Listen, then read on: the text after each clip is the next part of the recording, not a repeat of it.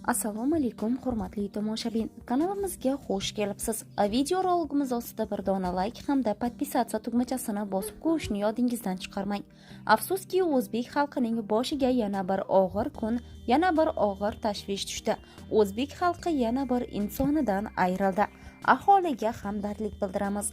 Ijtimoiy tarmoqlarda joriy yilning 5-may kuni Toshkentning Bo'rijar kanalida ikkita qiz tushib ketgani va ularni qutqarishga kanalga tushgan 43 yoshli ismi qisqartirilgan Asi erkak cho'kib ketgani haqida xabarlar tarqaldi.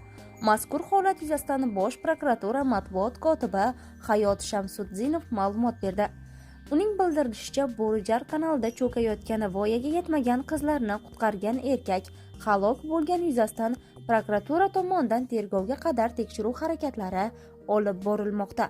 Ushbu voqeada jasorat ko'rsatgan marhumning yaqinlariga chuqur ta'ziya izhor etib, hamdardlik bildiramiz, deydi Shamsutdinov. Ijtimoiy tarmoqlarda tarqalgan xabarlarda mazkur kanal qirg'og'ining bir qismida sayr zonasi barpo etilgani va minglab daraxtlar kesilgani aytilmoqda.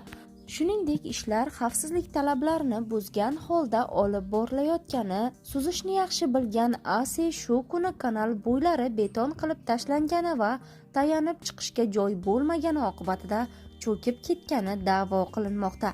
Eslatib o'tamiz, o'tgan yili aprel oyida Bo'rijar kanalining Chilonzor tumanidan oqib o'tuvchi qismida 5 yashar bola, bir ayol va bir erkak oqib ketgandi.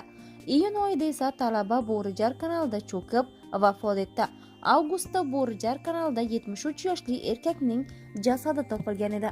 Hurmatli tomoshabin, video roligimiz yetib borishi uchun video ostida bir dona like tugmasini bosib qo'yishni yodingizdan chiqarmang hamda cho'milish taqiqlangan zonalarda yozning issiq kunlarida cho'milmaslikni tavsiya etib qolamiz.